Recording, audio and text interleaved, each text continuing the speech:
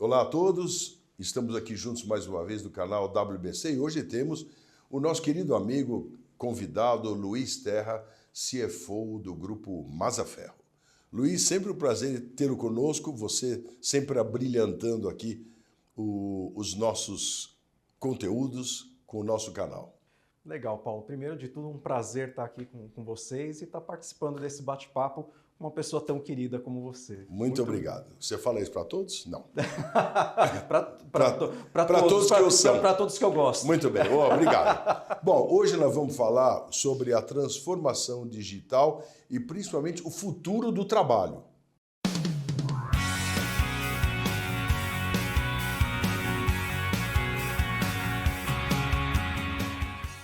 Como que a transformação digital, especialmente com o avanço da inteligência artificial, está mudando o futuro do trabalho, Luiz? Em que isso afeta?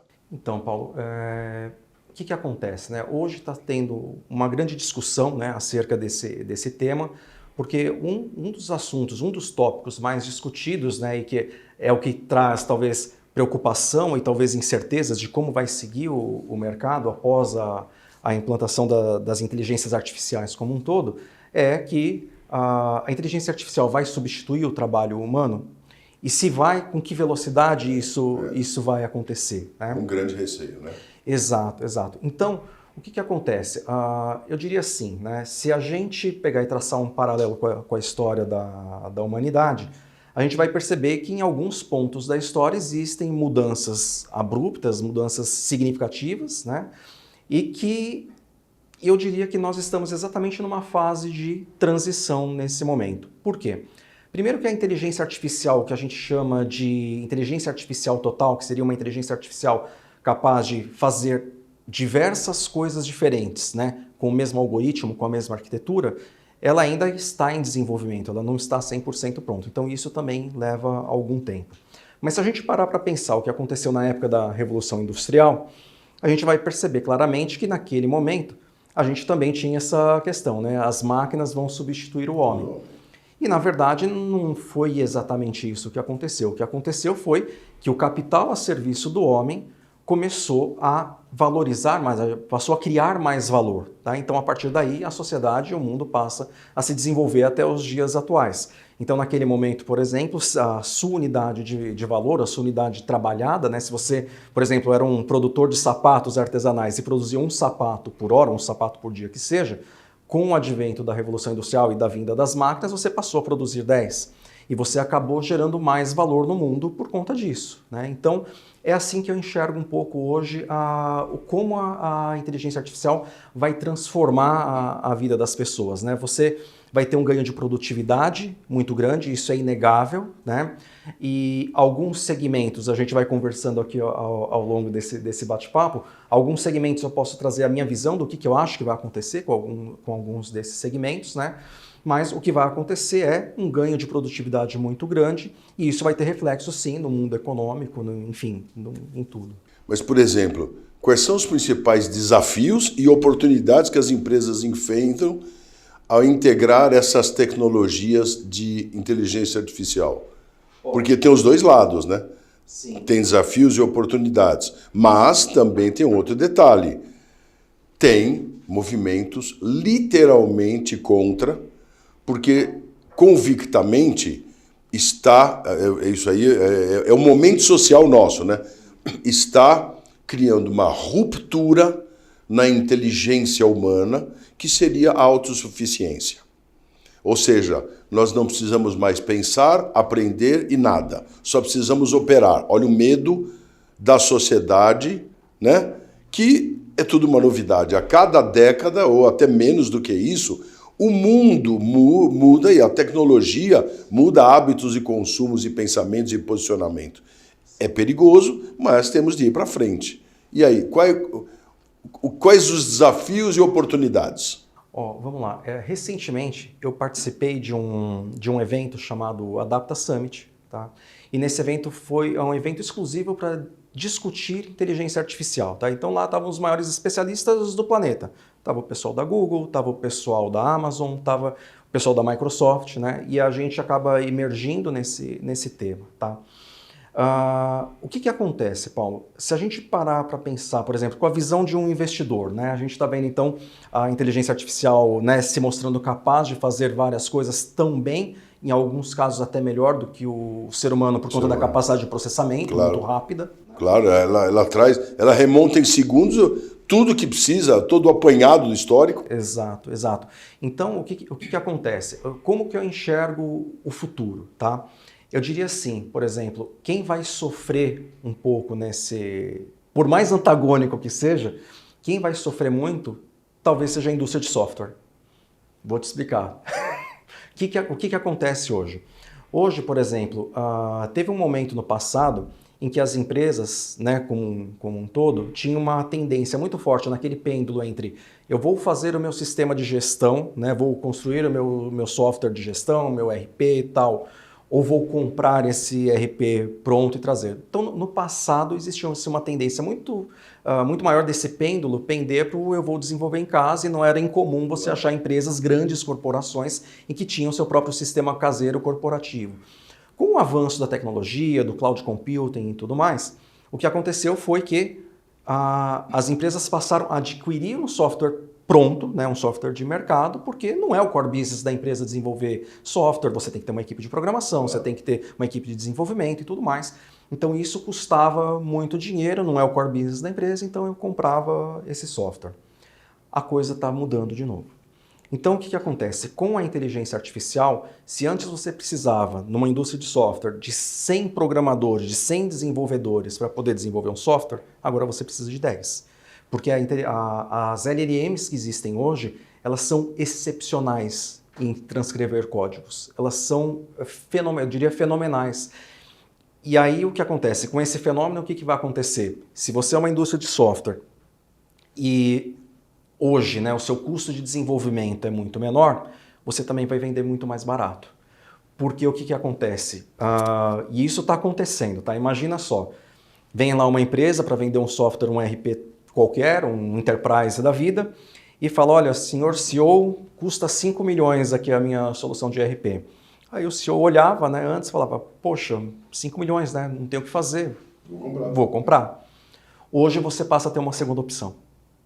E ao ter a segunda opção, não significa que você vai exercer ela, mas você vai usar como ferramenta de negociação. Isso, parâmetro. Exato. Então, por exemplo, você vai falar, olha, cara, você está me vendendo seu software por 5 milhões, mas se eu contratar uma equipe de dev aqui com a ajuda da inteligência artificial, eu faço por 1 milhão. Vamos chegar no meio termo, ó, nem para você, nem para mim, 2 milhões e a gente faz aqui. Então, isso vai acontecer. A indústria do software vai ser pressionada, o teto da indústria de software vai ser pressionado para baixo. Automaticamente vão cair tickets de um monte de opções. O ticket médio da indústria de software vai cair bastante. E isso vai ser a nível global. Então, assim, existe nesse mundo da tecnologia, né, existe sempre aquela história de que quem domina a plataforma, quem domina a base, né, é quem domina o que vai acontecer em cima. Então, quem controla o sistema operacional, controla o aplicativo que vai na plataforma. Tá? Então, a Microsoft, que tem o sistema operacional Windows, ou a Apple, que tem o iOS, determina quais são os aplicativos que vão funcionar em suas plataformas. Por sua vez, né, depois da camada do sistema operacional, tem o tal do browser, que foi a guerra dos anos 90. Internet Explorer e Netscape, você deve se lembrar dessa época, porque o Windows, né, para quem não se lembra, quem não é dessa época, a gente já está um pouquinho aparecendo umas barbinhas brancas aqui. No Windows não vinha o Internet Explorer. Você comprava o software, você comprava o Netscape. Então, e aí, depois do Netscape, vem o buscador, que são as ferramentas, por exemplo, o Google, né? Então, toda vez, né, no direcionamento estratégico de uma empresa de tecnologia, você tem sempre esse movimento, né? A plataforma determinando o que acontece na parte de cima, e se você é um executivo de uma empresa dessas, a sua missão estratégica sempre é conseguir descer um degrau nesse plano para você conseguir dominar o que vai acontecer na parte de cima. Então, por exemplo, a Netscape acabou quando o Windows decidiu gratuitamente fornecer o Internet Explorer. E aí o que por exemplo, aconteceu no mercado de browser, por exemplo? O Internet Explorer hoje é muito menos usado, todo mundo usa o Chrome. O Chrome foi a tentativa bem sucedida da Google de descer uma etapa na plataforma para estar mais perto da base do plano. Tá bom. Então, esse movimento, esse desenvolvimento tecnológico que a gente está falando, vai afetar profundamente essa indústria do software. Tá. Então, e qual que é o movimento que eu imagino? A indústria do software, que é uma parcela da economia, uma parcela pequena da economia, custando menos.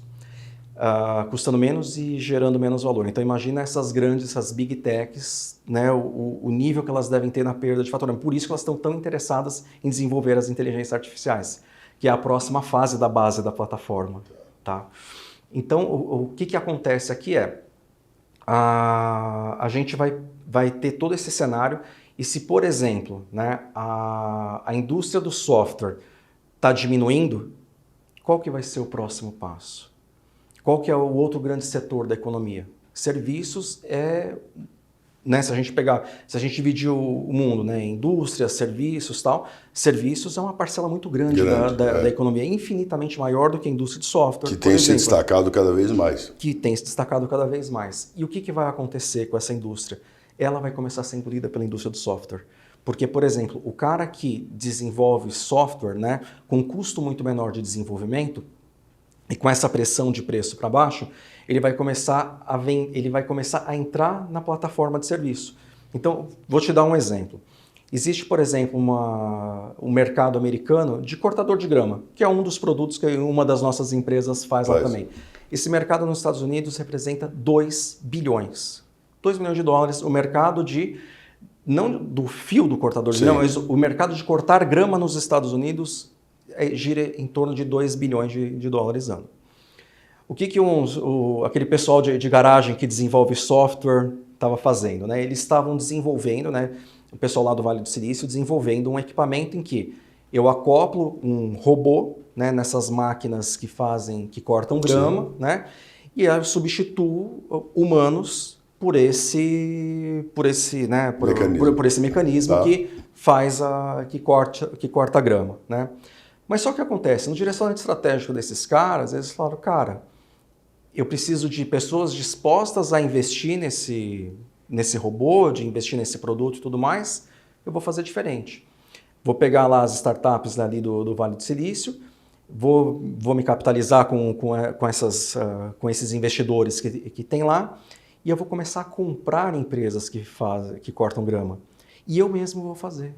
Então, o cara que desenvolveu o software e que desenvolveu o robô, ele não vai vender o robô para quem vai, para o cara do serviço, ele vai comer a janta do cara.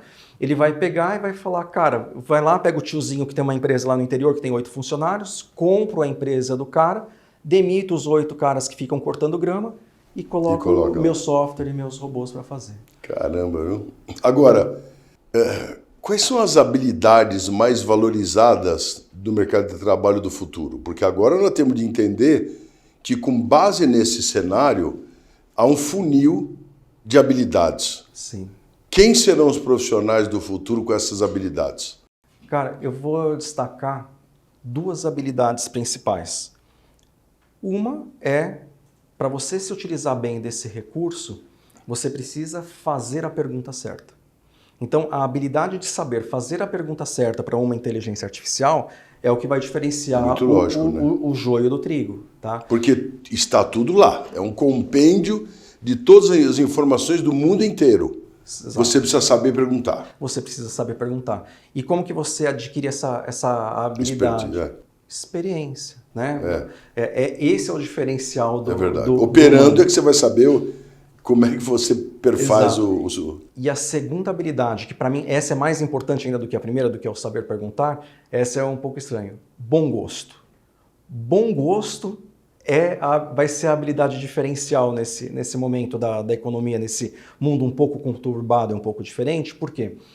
Imagina que, por exemplo, a J.K. Rowling, que fez a série Harry Potter, ela escreveu, né, aquela história brilhante, e ela hoje tem mais dinheiro do que a própria rainha da Inglaterra. E ela fez aquilo sozinha, sentada num café lá em Londres. Perfeito? o mundo do futuro vai ser mais isso e menos, por exemplo, o Nolan, que produz filmes em Hollywood. Porque o Nolan de hoje, o que acontece? Ele, por exemplo, vai fazer uma série, vai fazer Os Vingadores, por exemplo, ele vai precisar de um exército de mais ou menos umas 3.000 pessoas para conseguir produzir aquele filme, né? E hoje, com o mundo da inteligência artificial, ele vai conseguir fazer isso sozinho, no computador dele, na casa dele. Verdade, né? Então, com 3.000 figurantes. Com 3.000 algoritmos rodando ali para ele. É. Tá? Mas o que acontece? O que vai diferenciar o cara de ser o Nolan ou de ser um Zé qualquer por aí? Um operador qualquer. O bom gosto.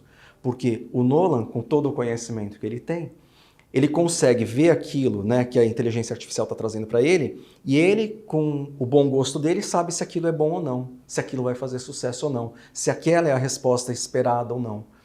Então, isso é o que vai acontecer. Então, essa habilidade do bom gosto, por exemplo, eu estava vendo também na CNN uma entrevista, esqueci agora o nome do cara, mas ele é um dos maiores produtores de música dos Estados Unidos, tá? E na entrevista, sim, lógico, tudo devia ter ser combinado ali as perguntas, e o repórter que estava entrevistando ele falou: cara, você é um dos maiores produtores dos Estados Unidos, tal, né? Produziu já bandas famosíssimas, artistas famosos, tal. Você sabe tocar alguma coisa? O que você toca aqui? Não toco instrumento. Sim.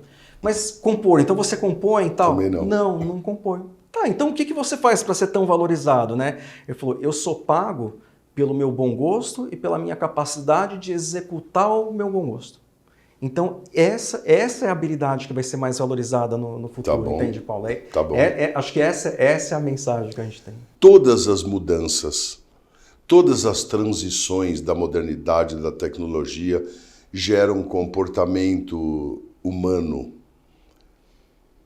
reativo, né? Sim. Nós estamos no momento de mais uma transição onde há uma reação contrária à inteligência artificial, porque os conceitos são aviltados. Sim. Mas, por outro lado, é uma facilidade, assim como outros recursos que nós temos hoje que não tínhamos até então. E aí as reações normalmente são pelo desconhecimento do novo. Sim. Então, para mantermos aquilo que nós conhecemos, sim, com reações diversas, e na medida que isso vai se integrando nos processos humanos, aí passa a ser tão automatizado que outras virão, assim como já tem os automóveis aéreos, autônomos, que voam, que não sei o que lá, e todo mundo fala: não, isso não pode, vai ter um trânsito aéreo. Então, na verdade, a reação humana é essa. Sim. Tudo a gente reage, a gente recua porque falta informação, falta domínio, falta segurança, e aos poucos isso vai se diluindo, né? Por isso que o futuro do trabalho, a princípio, ele não deve estar condenado. Isso deverá ser embutido, incluído no nosso ciclo do dia a dia como uma boa utilização, e não preteridos os seres humanos. Exato. Em detrimento de uma transformação que vai trabalhar sozinho. Esse é o nosso mundo. Luiz, sempre muito obrigado por você estar conosco.